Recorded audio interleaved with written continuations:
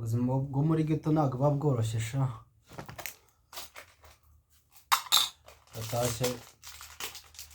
Ndatashye mbere icyo nsanga nta cyo guteka mfite, none ngiye kurarira biswi zonyine sha.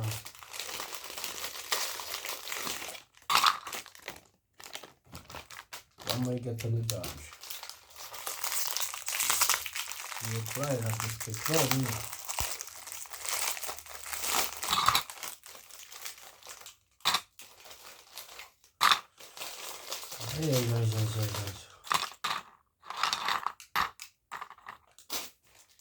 Ibintu bya ghetto twihaye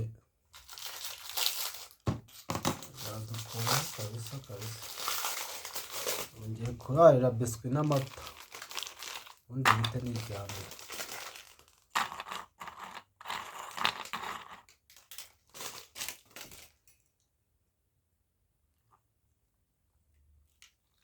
Aya ni amata nyine, aya ni amata akizemo kugira ngo bigende neza cyane.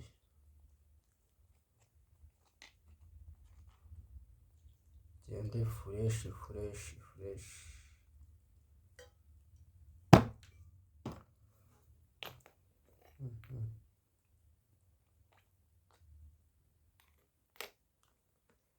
Ngo wenda nzakora ndahe.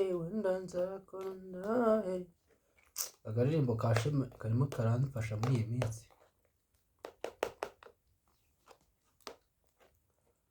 Ubuzima bwo muri ghetto nibo bworoshye.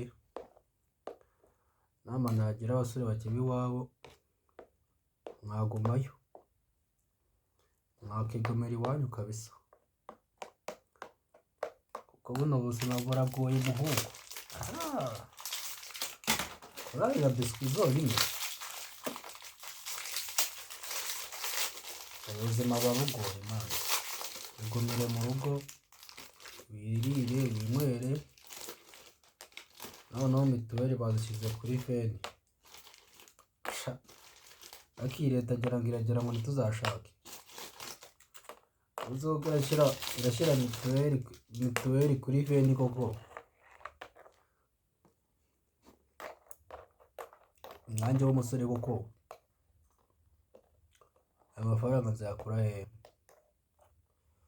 Uratanga isuku 5,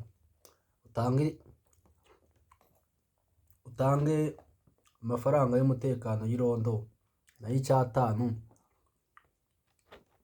utanga y'umuryango 5, ugasanga buri kwezi kugiye kurangira soya hafi 10,000.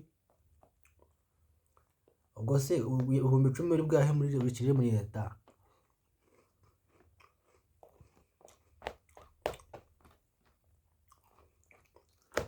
Ubwo wakisagurira iki? Leta rwose igishyiraho imiyaga, ibi ntabwo ari byo pe, ntabwo ari byo pe.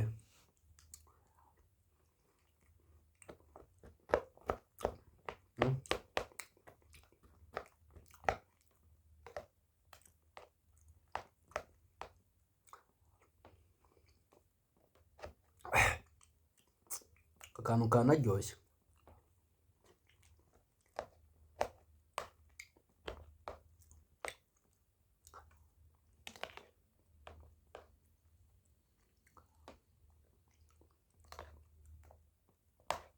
Guys, mukore subscribe kuri channel yacu Akimunyamwere 50.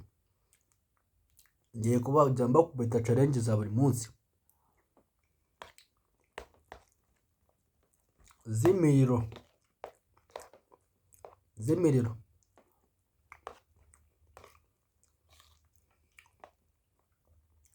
Niko bimeze.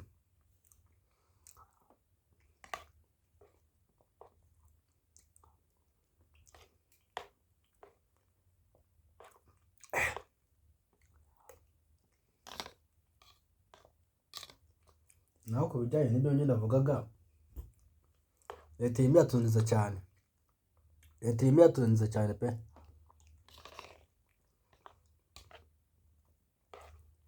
Nta kuntu uzisanga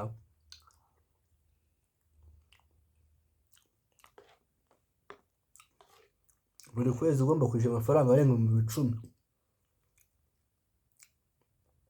Bose ayo mafaranga uzafatamo inzu ushyire